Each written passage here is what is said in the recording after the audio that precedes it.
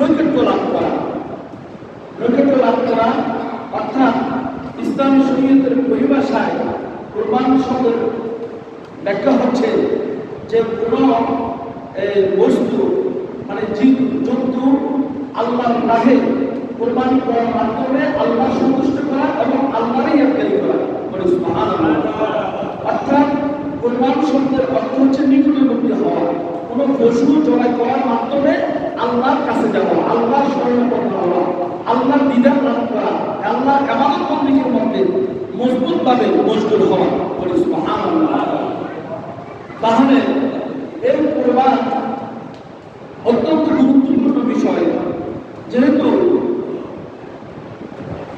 আল্লাহ তাআলা আমার নবীকে বলতেছেন ফাসাল্লি লিরাব্বিকা ওয়ানহার, এখন আপনি নামাজ পড়ুন এবং কুরবানি করুন। এই ওয়ানহার এটা হচ্ছে আমলের সিগা, আমল, অর্থাৎ আল্লাহ আমার নবীকে হুকুম করেছেন ও আমার আমি নামাজ পড়ুন এবং কি করুন, কুরবানি করুন। অর্থাৎ যায়েদ ইবনে আরকাম রাদিয়াল্লাহু তাআলা আনহু জিজ্ঞাসা করলেন যে ইয়া রাসূলুল্লাহ কুরবানি কি? তখন আমার নবী বলেছেন কুরবানি তোমার জাতির পিতা হযরত ইব্রাহিম আলাইহিস সালামের সুন্নাত। কুরবানি কার সুন্নাত? হযরত ইব্রাহিম আলাইহিস সালামের সুন্নাত। অর্থাৎ কুরবানির পশুর মধ্যে যতগুলো লোম আছে সমস্ত একটি লোমের বিনিময়ে একটি নেকি। তো কুরবানির পশুর মধ্যে কতগুলো লোম থাকে? যতগুলো লোম থাকে এতগুলোর পরিবর্তে নেকি পাওয়া যাবে কুরবানি করলে। বলি সুবহানাল্লাহ। সামর্থ্য আছে, তৌফিক আছে, কুরবানি করে না। আল্লাহ রাসূল সাল্লাল্লাহু আলাইহি ওয়াসাল্লাম বলেন সেজন্য ঈদগাহের মাঠে না আসে। সামর্থ্য আছে, তৌফিক আছে, কিন্তু সে কুরবানি করলো না। নবী বলেছেন সে যাতে ঈদগাহের মাঠে না যায়। তার মানে সামর্থ্য থাকা অবস্থায় 7.5 তোলা স্বর্ণ, 12.5 তোলা রূপা, নেশাবের অতিরিক্ত যার কাছে সম্পদ বিদ্যমান আছে তার উপর কুরবানি ওয়াজিব। তার উপর কি কুরবানি ওয়াজিব? 7.5 তোলা স্বর্ণ বা 12.5 তোলা রূপা অথবা 12.5 তোলা রূপার সমপরিমাণ সম্পদ যার মধ্যে আছে তার উপরে কুরবানি ওয়াজিব। সুস্থ মস্তিষ্ক, আকলমান, জ্ঞানবান তাদের উপর কি কুরবানি ওয়াজিব। আল্লাহ তাআলা বলেন লা ইয়ানালুল্লাহু লুহুমুহা ওয়ালা দিমাউহা ওয়ালাকিন্নাহু তাকওয়া মিনকুম। কুরবানির পশুর গোশত এবং রক্ত আল্লাহর দরবারে পৌঁছে না। কুরবানির পশুর গোশত এবং রক্ত আল্লাহর দরবারে পৌঁছে না। আল্লাহর দরবারে পৌঁছে তোমাদের তাকওয়া এবং খোদাভীতি, তোমাদের তাকওয়া এবং খোদাভীতি। হযরত ইব্রাহিম আলাইহিস সালাম এবং হযরত ইসমাঈল আলাইহিস সালাম থেকে যে আল্লাহ পরীক্ষা নিয়েছেন, এই পরীক্ষার মধ্যে আমার আল্লাহ তাআলা উভয়ের মধ্যে সন্তুষ্ট। বলি সুবহানাল্লাহ। হযরত ইব্রাহিম আলাইহিস সালাম কে 3 বার স্বপ্নে দেখানো হলো তোমার প্রিয় বস্তুকে আল্লাহর রাহে কুরবানি দাও, আল্লাহর রাহে কুরবানি দাও। ইব্রাহিম আলাইহিস সালাম তার বিবি হাজরা আলাইহিস সালামকে বললেন যে তোমার ছেলেকে সুন্দর কাপড়, পরিষ্কার পরিচ্ছন্ন কাপড় পরিধান করিয়ে প্রস্তুত করে দাও, আমি তোমার সন্তানকে নিয়ে আজকে দাওয়াতে যাব। আজকে কোথায় যাব? দাওয়াতে যাব। তো সন্তানকে সুন্দর কাপড় পরিধান করে দিয়ে এখন হযরত ইব্রাহিম আলাইহিস সালাম ইসমাঈল আলাইহিস সালামকে নিয়ে যেতে শুরু করলেন। মক্কা শরীফের থেকে অনেক দূরে যখন আসলেন তখন শয়তান সর্বপ্রথম বিবি হাজরা আলাইহিস সালামকে ধোঁকা দিতে লাগলেন যে আপনি কি জানেন যে আপনার সন্তানকে ইব্রাহিম কোথায় নিয়ে যাচ্ছে? আমি তো জানি দাওয়াতে নিয়ে যাচ্ছে, আমি তো জানি যে দাওয়াতে নিয়ে যাচ্ছে। না, আপনার সন্তানকে ইব্রাহিম আলাইহিস সালাম জবাই করার জন্য নিয়ে যাচ্ছে। তো হাজরা আলাইহিস সালাম বলেন তাই কেন? সন্তান কি কখনো, বাবা কি সন্তান কি কখনো কি কদর করতে পারে, জবাই করতে পারে? এটা তো ঠিক না। ভাই আল্লাহর হুকুম হয়েছে। সন্তান কিভাবে বললো যে আল্লাহর হুকুম হয়েছে, এর জন্য ইব্রাহিম আলাইহিস সালাম ইসমাঈল আলাইহিস সালামকে আজকে কি করবে? জবাই করবে। তখন বিবি হাজরা আলাইহিস সালামের ভিতরে আল্লাহর পক্ষ থেকে এই বুঝ আল্লাহ দান করেছেন যে ইসমাঈল আলাইহিস সালাম যদি, ইব্রাহিম আলাইহিস সালাম যদি আল্লাহর সন্তুষ্টির জন্য যদি ইসমাঈলকে জবাই করে, তাহলে এরকম ইসমাঈল আমি হাজার ইসমাঈল আল্লাহর দরবারে দিয়ে দেব। বলি সুবহানাল্লাহ। আমি হাজার ইসমাঈল আল্লাহর দরবারে কি দিয়ে দিব যদি সেটা আল্লাহর সন্তুষ্ট থাকে। তো শয়তান এখন নৈরাশ হয়ে গেল। শয়তান কি হয়ে গেল? নৈরাশ হয়ে গেল। শয়তান নৈরাশ হইয়া তারপর বেঁচে কার কাছে? ইসমাঈল আলাইহিস সালামের কাছে। ইসমাঈল আলাইহিস সালামের কাছে গেল। ইসমাঈল আলাইহিস সালামকে ধোঁকা দিল এইভাবে, দেখো তোমার বাবা তোমাকে কোথায় নিয়ে যাচ্ছে তুমি কি জানো? আমার বাবা আমাকে দাওয়াত খেতে নিয়ে যাচ্ছে, আমি এই জন্য আমার বাবার সাথে আমি যাচ্ছি। তো তুমি জানো না তোমার বাবা তোমাকে জবাই করে দেব? এটা কিভাবে সম্ভব? আমার বাবা আমাকে জবাই করে দেব বলতেছে, এটা আল্লাহ হুকুম জারি করেছে তোমার বাবার উপরে, আমার বাবার উপরে আল্লাহ হুকুম জারি হয়েছে, এই জন্য জবাই করবে। এটা যদি হুকুমটা আল্লাহর হুকুম যদি আমার আল্লাহর হুকুম হয় তাহলে অবশ্যই আমি প্রস্তুত আছি। সুবহানাল্লাহ। বললেন কি আমি অবশ্যই প্রস্তুত আছি। এখন শয়তান আমার নৈরাশ হয়ে গেল। তো শয়তান নৈরাশ হইয়া এখন হয়ে যাওয়ার পর এখানে আল্লামা ইকবাল তিনি বলেন, जान दे दे हुई उसकी थी, जान दे दे हुई उसकी थी, हक तो ये है कि हक अदा ना हुआ। আল্লামা ইকবাল বলেন যে আল্লাহর দেওয়া জীবন তাকে দিলাম, যিনি আমাকে জীবন দান করেছেন তাকে আমার জীবনটা কি দিলাম, দিয়ে দিলাম। তো সেটা যদি বাস্তব সত্য হয় তাহলে প্রমাণিত কি হবে? সত্য হবে, প্রমাণে মিথ্যা হবে না। তাহলে শয়তানের অসওয়াসা, শয়তানের প্ররোচনা থেকে কি হলো? ইসমাঈল আলাইহিস সালাম কি এবং বিবি হাজরা তার মা কি হেফাজত হলো। তাহলে এর যুদ্ধটা কার? যুদ্ধটা কার? কার সাথে? শয়তানের সাথে। তাহলে এখানে ইসমাঈল আলাইহিস সালামকে যে ধোঁকা দিচ্ছে, কিন্তু ইসমাঈল আলাইহিস সালামের উদ্দেশ্য, তার মায়ের উদ্দেশ্য এবং বাবার উদ্দেশ্য এক। কি উদ্দেশ্যটা? কি এক? সেটা হচ্ছে আল্লাহ তাআলাকে কি করা? রাজি খুশি করা, আল্লাহ তাআলাকে খুশি করা। তো শয়তান সমস্ত ধরনের প্ররোচনা দেওয়ার চেষ্টা করার পরও সে খলিলুল্লাহকে দমাইতে পারল না। এবং বলেন, ক্বালা ইয়া বুনাইয়া ইন্নী আরা ফিল মানামে আন্নী আসবাহুকা ফানজুর মাযা তারা। তখন ইব্রাহিম আলাইহিস সালাম যখন ওই পাহাড়ে নিয়ে গেলেন যে বাবা আমি তো 3 বার স্বপ্ন দেখেছি তোমাকে জবাই করার জন্য, আমার আল্লাহ চাইতেছে মিরাজ রাজি আছে। তখন ইসমাঈল আলাইহিস সালাম বলেন যে বাবা অবশ্যই আমি রাজি, যখন আল্লাহ যেটা চাইতেছে অবশ্যই আমি কি রাজি আছি। তো যখন পুত্র জন্ম দিল, ইয়া আমাকে আফআল মা তুমারু সাতাজাদুনি ইনশাআল্লাহ মিনাস সাবিরিন, যে আমাকে যখন আপনি জবাই করার জন্য পুত্র গ্রহণ করবেন তখন আমি ধৈর্য ধারণ করব, আপনি আমাকে ধৈর্যশীল হিসাবে পেয়ে যাবেন। বলি সুবহানাল্লাহ। তো আল্লামা ইকবাল বলেন, আজ উস আজিজ কো সোয়াবে পাওগি সর মখরজ সর খরজ পিছ খুদা তুম যাওগি। অর্থাৎ এই দুর্বলকে আপনি ধৈর্যশীল পাবেন, হাস্যোজ্জ্বল চেহারা নিয়ে আল্লাহর সামনে উপস্থিত হবেন। বলি সুবহানাল্লাহ।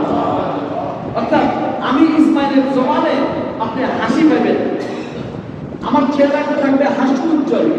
এই হাস্যোজ্জ্বল চেহারা নিয়ে আল্লাহর দরবারে বাপ বেটা উপস্থিত হবো। বলি সুবহানাল্লাহ। ये फैजान नजर था ये के कुर्तब की करामत थी, सिखाई किसने इस्माइल को आदम और जिंदी। এটা কি ছিল? এটা কি ছিল সুযোজন না কোন মুক্তবের কারামত? ইসমাইলকে শেখালো কে পুত্রত্বের শিষ্টাচার। অর্থাৎ বাবা ইসমাঈল আলাইহিস সালামকে শিষ্টাচারিতা, আদর সব শিক্ষা দিলেন। আবার সন্তানও বাবার কাছে শিষ্টাচারী চাইলেন, আদরের সাথে চাইলেন। ফালাম্মা আসলামা ওয়া তাল্লাহু লিল জামিন, যখন পিতা পুত্র উভয় আনুগত্য প্রকাশ করলো, ইব্রাহিম আলাইহিস সালাম তাকে জবাই করার জন্য সাহায্য করলো, তখন সন্তান তার বাবার কাছে আবদার করলো যে বাবা আমি আপনার কাছে 3টা আবদার করলাম। প্রথম আবদার হচ্ছে আপনি আমার হাত পা ভালো করে বেঁধে দিবেন, যাতে জবাই করার সময় আমার লাঠি যাতে আপনার গায়ে না পড়ে।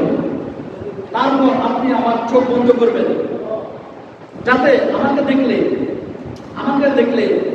আমি আপনাকে দেখলে হৃদয় যাতে নরম না হয়, আর আপনি রক্তমাখা কাপড়টা আমার মায়ের কাছে আপনি পৌঁছিয়ে দিবেন। এই তিনটি আবদার আমি আপনার কাছে রাখলাম, রাখলাম। তো আল খালিলু ইয়ামুরুনি বিল খাতি ওয়াল জালিলু ইয়ানহানি।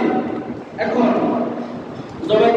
এদিকে হযরত ইব্রাহিম আলাইহিস সালাম ইসমাঈল আলাইহিস সালামকে জবাই করতে লাগলেন। জবাই করতে কিন্তু কি হচ্ছে না, জবাই হচ্ছে না। পরবর্তীতে আল্লাহ তরফ থেকে দুইটা দুম্বা চলে আসলো। কয়টা? কিন্তু দেখা যাচ্ছে এই ছুরিটা, তরবারটা পাহাড় দ্বিখণ্ডিত হয়ে গেল, কিন্তু হযরত ইসমাঈল আলাইহিস সালাম জবাই পেল না। কিন্তু আল্লাহর পক্ষ থেকে দুম্বা জবাই হয়ে গেল। আল্লাহ বলতেছেন, হে ইব্রাহিম, আমি তোমার মনের নিয়তটা, আমি তোমাকে যে পরীক্ষা করেছি, এই পরীক্ষা তুমি উত্তীর্ণ হয়েছ, ইসমাঈল উত্তীর্ণ হয়েছে, হাজর আলাইহিস সালাম উত্তীর্ণ হয়েছে। বলে সুবহানাল্লাহ, তোমরা পরীক্ষায় পাস করেছ। তো মনের খুশিকে নয়, মনের খুশিকে কোরবানি করো। আমাদের সুফি পীর মুর্শিদ দরবেশ আমাদেরকে শিক্ষা দিয়েছেন যে মনের খুশিতে নয়, আগে মনের খুশিকে কি করো? কোরবানি করো। এটা হচ্ছে মারফত। মনের খুশিকে কি করা? কোরবানি করা। আর ওটা হচ্ছে শরীয়ত। তাহলে এই যে কোরবান আমাদেরকে শিক্ষা কি দিবে? আত্মত্যাগ, আমাদেরকে ত্যাগ, তিতিক্ষা, অহংকার, অহমিকা, পরিস্থিতি কাতরতা, সিদ্ধান্ত শিক্ষাকে আমাদেরকে হেফাজত করতে হবে। হ্যাঁ, কোরবানি জবাই করলেন, আপনি জবাই করলেন, গুস্ত খাইলেন, এটার মধ্যে কোরবানি সীমাবদ্ধ না। গুস্ত খাইলাম, জবাই করলাম, এটার মধ্যে কোরবানি সীমাবদ্ধ না। এখানে ইব্রাহিম এবং ইসমাঈল আলাইহিস সালাম আমাদেরকে কি শিক্ষা দিয়েছে? বাপ এবং ছেলের দিয়া আমাদেরকে কি শিক্ষা দিচ্ছে? যে আল্লাহর পরীক্ষার মধ্যে আমাকে নফস শয়তানকে প্রতিহত করে রহমানকে নিজের কলমের মধ্যে ধারণ করতে হবে। নফস শয়তানের সাথে জিহাদ করতে হবে। জিহাদ করে আল্লাহ যে এক সত্তা, রহমান যে এক সত্তা, এই সত্তাকে নিজের কলমের মধ্যে জাগ্রত করতে হবে। অর্থাৎ ইসমাঈল আলাইহিস সালামের মধ্যে ছিল কোরবানি হওয়ার, আর ইব্রাহিম আলাইহিস সালাম কোরবানি করার কি ছিল? যে স্ক্রিপ্ট ছিল, এই যে দুজনের উদ্দেশ্য ছিল একমাত্র আল্লাহ তাআলাকে খুশি করা, আল্লাহ তাআলাকে রাজি করা। কিসের মাধ্যমে? পশু কোরবানি করার মাধ্যমে। এই জন্য আমাদেরকে নিজের ভিতরে যে পশুটা আছে, এই পশুটাকে আগে কোরবান করতে হবে। কিসের মাধ্যমে? রাজারা জিহাদ, আজকের বিলাদ জিহাদের আকবার, জিহাদের মাধ্যমে। কিসের মাধ্যমে? জিহাদের মাধ্যমে। জিহাদ কি? চেষ্টা করা, মাজারের মধ্যে মন নিক্ষেপ করা, মাজারের মধ্যে ঈদ মিলাদুন নবীর মধ্যে মন নিক্ষেপ করা, গুলি করা, হ্যাঁ, এটার নাম জিহাদ নয়। মানুষ জবে করা, এটার নাম জিহাদ নয়। জিহাদ হচ্ছে নিজের নফসের সাথে জিহাদ করা। বলে সুবহানাল্লাহ। নিজের নফসের সাথে জিহাদ করে, নফসে আম্মারের সাথে জিহাদ করে, নফসে মুতমাইন্না হাসিল করা, এটার নাম জিহাদ। এখন আমাদের দেশে জিহাদ মানে এটাই মাথায় ঢুকে দিছে, জিহাদ মানে মানুষ হত্যা করা। জিহাদ মানে কি? মানুষ হত্যা করা। এটা ভুল শিক্ষা, ইসলামের ভুল ইনফরমেশন জাতিকে দিয়ে যুবক সমাজকে নষ্ট করছে কিছু মুখস্থকারী আলেম ওলামা, ঠিক কিনা? তবে মানুষ হত্যা করার নাম জিহাদ নয়, মানুষকে জবাই করার নাম জিহাদ নয়, 47 দিয়া মানুষকে এনকাউন্টার করার জিহাদ নয়, মানুষকে আঘাত করা, এটার নাম জিহাদ নয়। জিহাদ হচ্ছে নিজের নফসের সাথে কি করা? যুদ্ধ করা, যুদ্ধ করে আল্লাহকে হাসিল করা, এটার নাম হচ্ছে প্রকৃত জিহাদ। বলি সুবহানাল্লাহ। তো এই মনের পশুটাকে জিহাদ করে কোরবান করে দিতে হবে। যখন মনের পশুটা কোরবান হয়ে যাবে, আল্লাহ রহমান আমার জন্য পাগল হয়ে যাবে। এই জন্য বলতেছে যে তুমি যদি আমাকে ডাকো, আমি আল্লাহ তোমাকে ডাকবো। তুমি যদি আমার জিকির করো আমি আল্লাহ তোমারই জিকির করব। বলে সুবহানাল্লাহ। তাহলে আবেদ এবং মাবুদের উভয়ের সমন্বয়ে যা কিছু গঠিত হবে সেটার নাম হচ্ছে উপাসনা। সেটার নাম কি? উপাসনা। আবেদ এবং মাবুদের ভালোবাসা উভয়ের মধ্যে থাকতে হবে। আল্লাহ তাআলা আমাদেরকে সেই পরীক্ষা দেওয়ার তৌফিক দান করুন। সকলে বলি আল্লাহুম্মা আমিন। প্রিয় হাজিরিন, আল্লাহ তাআলা বলেন ওয়ালি কুল্লি উম্মাতিন জাআলনা মানসাকান লিয়াযকুরু ইসমাল্লাহ আলা মা রাযাকাহুম মিন বাহিমাতিল আনআম। যাদের জন্য আমি কোরবানি নিয়ম করে দিয়েছি, চতুর্দশ পর্যন্ত প্রদান করেছেন, সেগুলোর উপর তারা যেন আল্লাহর নাম স্মরণ করতে পারে। এটা হচ্ছে কোরবানি। এটা হচ্ছে কি? কোরবানি। ইন্না সলাতি ওয়া নুসুকি ওয়া মাহইয়ায়া ওয়া মামাতি লিল্লাহি রাব্বিল আলামিন। রাসূল কারীম সাল্লাল্লাহু আলাইহি ওয়াসাল্লাম বলেছেন, আমার নামাজ, আমার কোরবান, আমার সব কিছু কার জন্য? আল্লাহর জন্য। কার জন্য? আল্লাহর জন্য। কোরবানি অর্থ লোক দেখানো না। আমি 1,20,000 টাকা দিয়ে গরু কিনলাম আর সমাজে বলে দাও, হ্যাঁ কার গরু চেয়ে কার গরু বড়, এটা হচ্ছে লোক দেখানো কোরবানি। এই কোরবানি আল্লাহর দরবারে কখনো কবুল হবে না। কোরবানি করতে হবে কার জন্য? আল্লাহর সন্তুষ্টির জন্য, বুঝত খাওয়ার জন্য নয়। কোরবানি করতে হবে আল্লাহর রাজামন্দি হাসিল করার জন্য, নিজেকে ত্যাগ-তিতিক্ষা স্বীকার করার জন্য। কোরবানি করতে হবে একমাত্র খালেস নিয়তে। একটা গরুর মধ্যে 7 জনের কোরবানি দেয় কি দেয় না? 7 জনের মন যদি ব্যস্ত হয় ওই কোরবানি হবে না। 7 জনের মন একরকম হতে হবে। কেউ যদি বলে আমি খাওয়ার জন্য দিলাম, যে গরু আমার 20 বেশি, আমার বেশি, একবার দিলাম, তাহলে ওই 6 জনের কোরবানি কি হবে না? হবে না। 6 জনের মন এক হতে হবে যে আমরা 7 জন আমরা কোরবানি দেব, 30,000 করে দিলাম। আমাদের উদ্দেশ্য থাকবে কি? আল্লাহকে খুশি করা। আল্লাহকে কি করা?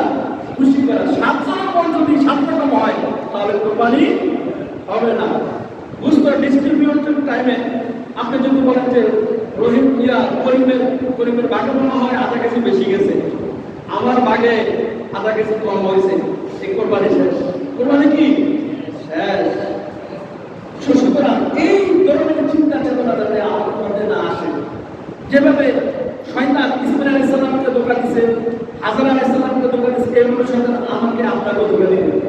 ওখানে আমাদেরকে জিহাদ করতে হবে। ওখানে আমাদেরকে কি করতে হবে?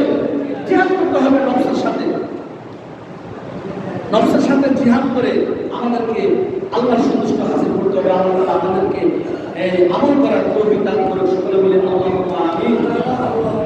আরেকটি কথা হচ্ছে, আমরা যারা কোরবানি করব, মুফতি আহমদ ইয়াদ খান আমির রাহমাতুল্লাহ আলাইহি তিনি বলেছেন যে যখন জিলহজ মাসের চাঁদ দেখা যাবে প্রথম তারিখ থেকে 10ম তারিখ পর্যন্ত, অর্থাৎ সেজন্য নখ চুল এগুলো না কাটে, বা কেউ যারা কোরবানি দিবে তারা যাতে না কাটে। কোরবানি যারা দিবে না তারাও এই আমল করতে হবে।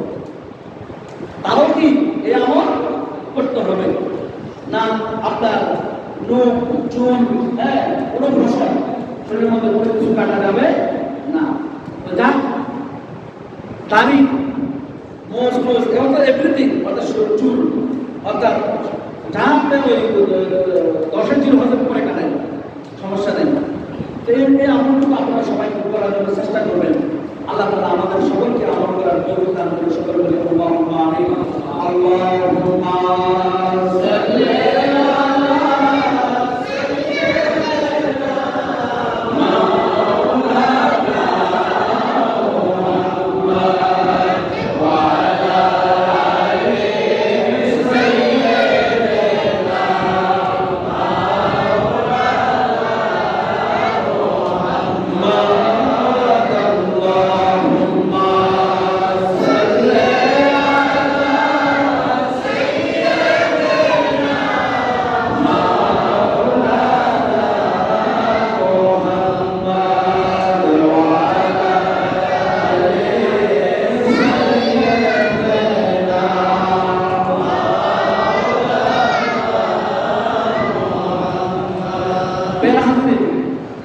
কি বললাম মনে আছে তো আপনাদের?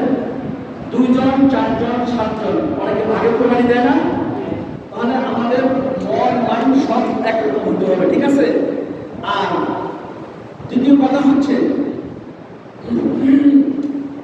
অনেকে ধরেন তার সামর্থ্য আছে কোরবানি করার, কিন্তু সে বিপদ বেড়ে গেছে, তারও মনে চায় কোরবানি করা, তার ধন সম্পদ আছে, কিন্তু সে এই সময় সে টাকা করতে পারবে, সে পর্যায় বইরা হলেও সে কোরবানি দিতে পারবে।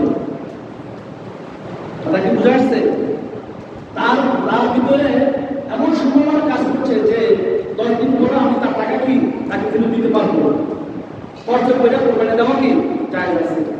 তাদেরকে বুঝা আসছে? আপনার টাকা নাই, হ্যাঁ, আমি কোরবানি দিব না, হ্যাঁ, আপনি সামর্থ্য আছে আপনার দেওয়ার, সে আত্মবিশ্বাস আছে, কনফিডেন্স আছে, আপনি কর্জ করে উঠলে আপনি কি কোরবানি দিয়ে দিবেন, ঠিক আছে?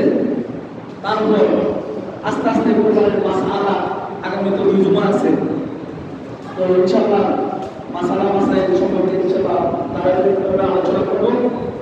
আর বিশেষ করে কোরবানির পশু, আমরা যখন কোরবানির পশু ক্রয় করব, হাসিল, অনেকে আমরা হাসিল না দিয়া হাসিল আগে দিয়া গরু নিয়ে চলে আসবো, ঠিক কিনা? যে যে কোরবানির হাট সে তো টাকা পয়সা দিয়ে আয়োজন করছে, তাই না? ওই হাসিল দিবেন আপনি, আপনার দেশে কি বলে? হ্যাঁ, হাসিল বলে না? এই কোরবানির পশু হাসিলটা দিয়ে আসবে। আর পশু কেনার সময় একটু দেখে শুনে তার দাঁত ঠিক আছে কিনা, চোখ ঠিক আছে কিনা, হ্যাঁ, লেজ ঠিক আছে কিনা, অর্থাৎ তরুতাজা একদম নিখুঁত পশু কিনতে হবে। ওটাকে বুঝা আসছে? তরুতাজা একদম নিখুঁত, জিব্বা জিব্বা এক অংশ কাটা নেই কোনো, হ্যাঁ, এভাবে সব কিছু ভালো করে দেখে আনবেন। আপনি কোরবানি পশু কোরবানি দেবেন, পশুটা একটু কেমন এটা দেখার বিষয় না, নাকি দেখা না টাকা আছে কিনে নিয়ে আসলেন না, দেখে নিয়ে আসতে হবে। তার পায়ের মধ্যে কোনো ফেরাক মারা আছে কিনা, পায়ের মধ্যে অনেকে স্ত্রীর টাকা কি করে কোরবানির আগে, কোরবানির পশু বিক্রি করার জন্য অনেকে রিপেয়ার করে পশুকে, আছে না? পা পুঁচে গেছে, তো সে কি করে এখানে স্টিল লাগাই ফেরাক মারা দেয়, তাদের সুস্থ মতে 2 দিনের জন্য হাঁটতে পারে। সেগুলো আপনারা দেখবেন, অনেকে আছে যারা ব্যাপারী, ওরা একটু চালাকি করে। আমার দেখা যাচ্ছে অনেকে পশু কিনে নিয়ে আসে, কোরবানির দিন রাত্রে স্টক করে মরে গেছে, সেটাও আপনার খোঁজ করে রাখতে হবে, এখানে কোনো ওষুধ খাওয়াইছে কিনা, ট্যাবলেট খাওয়াইছে কিনা পশুকে, সব কিছু তদারকি করতে হবে আপনার।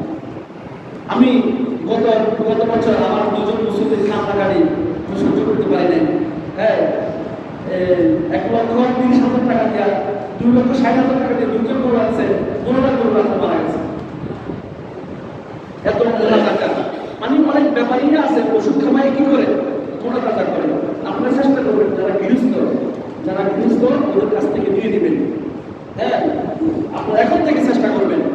তো ওষুধ খাওয়াইয়া ট্যাবলেট খাওয়াইয়া গরু বিক্রি করা এটা কিন্তু জায়েজ না, এটা জায়েজ নয়। আর যিনি কিনবেন তিনি তো একটু ভালো করে দেখে শুনে কিনা তার দরকার। তো আল্লাহ তাআলা আমাদের এই ঘুষ জ্ঞান আমল খরচ করার তৌফিক দান করুন, সবাই বলি আল্লাহুম্মা আমিন। প্রিয় হাজরিন, যখন জিলহজ মাসের চাঁদ উঠবে, আমরা বলছি আমরা যারা কোরবানি করব, যারা কোরবানি তৌফিক নাই, যারা কোরবানি করার তৌফিক নাই, তারাও এমন করবেন, নূর কাটা যাবে না, সুর কাটা যাবে না, আপনার কোনো কিছু কাটা যাবে না, এদিকে আপনারা খেয়াল রাখবেন, ঠিক আছে? তারপর মাসলা মাসে অনেক আলোচনা আছে। তারপর আপনার অনেকেই এই কোরবানির পশু জবাই করার আগে পানি খাওয়ায় না, আপনারা পানি খাওয়াইবেন। পানি খাওয়াইলে 2টা উপকার, একটা তো আমার নবীর সুন্নাত পালন হয়ে যাবে, আর একটা হলো পশুর চামড়া অটোমেটিক কি উঠে যাবে, কষ্ট হবে না। পানি খেলে চামড়াটা কি হয়ে যায়, আস্তে আস্তে আলেপ হয়ে যাবে। জবাই করার আগে আপনারা পশুদের পানি খাওয়াই নেবেন। আর অনেকে দেখা যাচ্ছে কসাইকে বা 4 জন মানুষ গরু বানায় টানায় দিবে, কোরবানির বস্তু তাকে দিয়ে দিচ্ছে, এটা কিন্তু জায়েজ নয়। এটা কিন্তু কি জায়েজ নয় যদি শরীর থাকে, যদি শরীর থাকে, শরীর থাকুক বা না থাকুক, এটা সম্পূর্ণ কি না জায়েজ। আপনার কথা বুঝতে পেরেছেন? আপনি এলাকার মানুষ আছে, গরিব মানুষ আছে, তাদেরকে বাদ দিতে হবে না? সব কিছু বাদ দেওয়ার পরে আপনি এইভাবে দিবেন যে আমি আপনাকে আল্লাহর সন্তুষ্টির জন্য দিলাম, আমি আপনাকে এই যে আপনি জবাই করছেন এর মজুরি দিলাম, এটা হবে না। আপনি যদি বলেন যে আমি কোরবানি জবাই করছেন, বানাইছেন, এরকম এই জন্য আপনাকে বুঝতে দিলাম টাকার পরিবর্তে, এটা জায়েজ হবে না। আপনারা কথা বুঝতে পেরেছেন? এটা জায়েজ হবে না। চট্টগ্রাম সহ বিভিন্ন জায়গা দেখি কোরবানি গরু জবাই করলে আগে নাম বিয়ের বাড়ি ফাটাই দেন, নাম একটা কাটে কি মেয়ের বাড়ি ফাটাই দেয়। এদেশে আসেনি আছে না? আচ্ছা যাক, এটা করা যাবে না। এখানে গরিবের হক আছে, আত্মীয় স্বজনের হক আছে, সমস্ত বস্তুগুলো 3 ভাগে ভাগ হবে। সমানভাবে ভাগ হওয়ার পর যেখানে ইচ্ছা সেখানে আপনি দেন, আত্মীয় স্বজন গরিব নিজের জন্য, ঠিক আছে? আগে ভাগে দেওয়া যাবে না, আগে ভাগে দেওয়া যাবে না। আপনার পরিপূর্ণ বাক্য আসতে হবে, তাই না? তারপর আপনার টাকা পয়সা 6 জন 7 জন যারাই যেভাবে কোরবানি করে না কেন, এই চিন্তা করতে হবে যাতে আমার এই পয়সাটা যাতে হালাল হয়। কি হয়? হালাল হয়। আপনি এটা বলবেন না অমুকে সুদ খায়, হাতে শুধু টাকা দিয়া হাতে করে দিচ্ছে রে কাকু। হ্যাঁ, অনেকে আসা যায় শুধু টাকা লাগায়, হ্যাঁ ওই টাকা দিয়ে বলে দিচ্ছে। আপনার মানুষকে আপনার মানুষকে সরাসরি লজ্জা দিবেন না, মানুষকে সরাসরি লজ্জা দিবেন না। সে সুদ খায়, এর তাকে বুঝাতে হবে আল্লাহ ব্যবসাকে হালাল করেছে, সুদকে হারাম করেছে।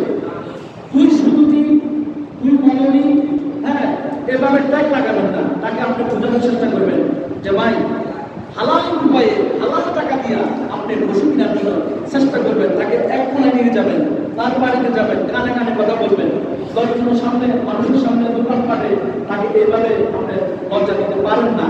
সেটা তার ইসলাম নয়। সে যতই খারাপ হোক না কেন, তাকে আপনি আপনার সুন্দর আদর্শ দিয়ে, কথার মাধুর্যতা দিয়ে আপনি তাকে বুঝাবেন। আপনার কথা বুঝতে পেরেছেন? মানুষকে হ্যাঁ করে, অপমান করে, হ্যাঁ উচ্চতা চিন্তা করে মানুষকে আপনি এভাবে বুঝাবেন না, সুন্দর কথা বুঝাবেন। আল্লাহ আপনার এই বুঝার কারণে হয়তো সে এখানে তো হইতে পারে, পারে কি পারে না? ওই মাদ্রাসায় আমরা কোরবানির পশুর চামড়া দেবো না যে মাদ্রাসার চামড়া বিক্রি কইরা গোলাবার কিনা হয়, ঠিক কিনা? যে মাদ্রাসার সিফটি টাঙ্গির মধ্যে অস্ত্র পাওয়া যায়, গোলা বারুদ পাওয়া যায়, বোম পাওয়া যায়, হ্যাঁ এই মাদ্রাসায় আপনি কোরবানির পশুর চামড়া দিবেন না। ওই মাদ্রাসায় পশুর চামড়া দিবেন যে মাদ্রাসায় এতিমেরা দাঁড়াইয়া নবীকে সালাম জানায়, কবর জিয়ারত করে, মুসলিম মিলাদের জন্য দোয়া করে, ওই মাদ্রাসায় আপনি কোরবানির পশুর চামড়াটা পৌঁছাই দিবেন, ঠিক কিনা? অর্থাৎ যারা নবীর দুশ্মন, নবীর দুশ্মনদের মাদ্রাসা আছে না, ব্যাংকের সাথে মাদ্রাসা দিয়ে রাখছে, জাকাত ফিতরে খাওয়া লাগে, কোরবানির গোশত, তারপর আপনার চামড়া, হ্যাঁ সব কিছু নেওয়ার জন্য ব্যাংকের ছাত্র বাংলাদেশে মাদ্রাসা দিয়ে ভরাই রাখছে। কিন্তু তারা কি করে? মানুষের বিরুদ্ধে যুদ্ধ করে। তারা কি মানুষের বিরুদ্ধে যুদ্ধ করে? ইতিপূর্বে আমরা চট্টগ্রামে আমরা তো লেখাপড়া করছি, এরকম অনেক মাদ্রাসার মধ্যে অসংখ্য প্রমাণ আছে। কথা কি বুঝাচ্ছে? তো এই কোরবানির পশুর চামড়া আপনি কোন মাদ্রাসা দিবেন, কোন মাদ্রাসা দিবেন না, এটা সিদ্ধান্ত আপনার কাছে। যদি নবীর মহব্বত আপনার অন্তরে থাকে, নবীর ভালোবাসা যদি আপনার অন্তরে থাকে, অবশ্যই আপনি এই নবীওয়ালা নবীর দাঁড়িয়ে মিলাপ করে, অর্থাৎ আহলে সুন্নাত ওয়াল জামাতের মতাদর্শ মাদ্রাসার মধ্যে আপনি কোরবানির পশুর চামড়াটা পৌঁছাইয়ে দিবেন। এর দ্বারা গরিবরা উপকৃত হবে, এতিমরা উপকৃত হবে। আর বিশেষ করে এলাকার যারা এতিম আছে ওদিকে আপনারা খেয়াল রাখবেন। তাই বুঝাচ্ছে ওদিকে আপনারা দৃষ্টিভঙ্গি দিবেন যাতে এলাকার এতিমরা হয়, যাতে এর থেকে বঞ্চিত না হয়। অর্থাৎ ধরেন 30টা গরুর চামড়া, আমি 15টা গরুর চামড়া দিয়ে দিলাম মাদ্রাসায়, আর 15টা চামড়া বিক্রি করে এলাকার মধ্যে এটি মাসে অসহায় তাদেরকে দিয়ে দিলাম তাদের লেখাপড়া করার জন্য। তাদেরকে বুঝে আসছে? এইভাবে আপনারা হিসাব কিতাব করে দিয়ে দিবেন। আল্লাহ তাআলা আমাদেরকে আমল করার তৌফিক দান করুন সকলকে। আল্লাহুম্মা আমিন। আল্লাহুম্মা সাল্লি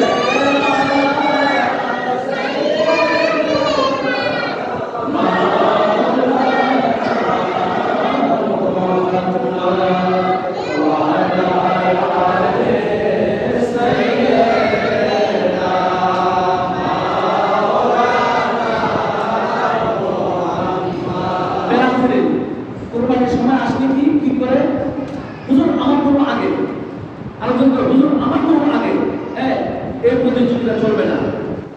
শৃঙ্খল মতে, হ্যাঁ আল্লাহ রাসূলের হুকুম মতে, শরীয়তের আইন মতে আমাদের কাজ সম্পাদন করতে হবে। কে আগে কে পরে এরকম তাড়াহুড়া করা দরকার নাই।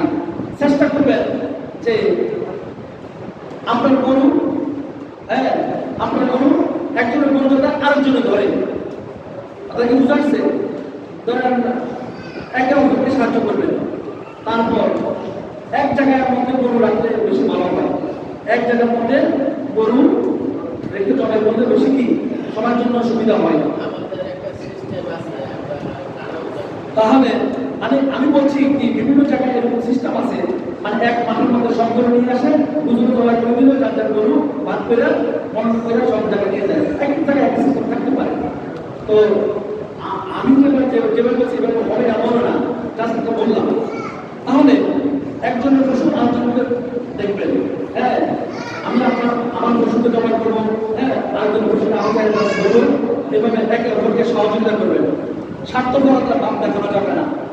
আপনাদের বুঝে আসছে? আমি হ্যাঁ করে জমা করলাম, হ্যাঁ আমার করে জমা করলাম, আমি শুনে থাকলাম না, ওই বাইরের গরুটা আমাকে দিয়ে একটু ধরে সবাই দিতে হবে।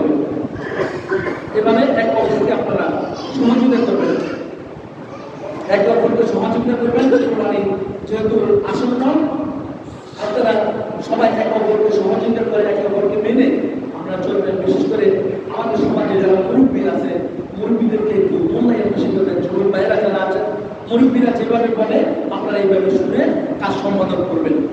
আল্লাহ তাআলা আমাদেরকে এই শোনা এবং বুঝার মধ্যে আল্লাহ আমাদেরকে আমল করার তৌফিক দান করুন সকলে বলে আল্লাহুম্মা আমিন।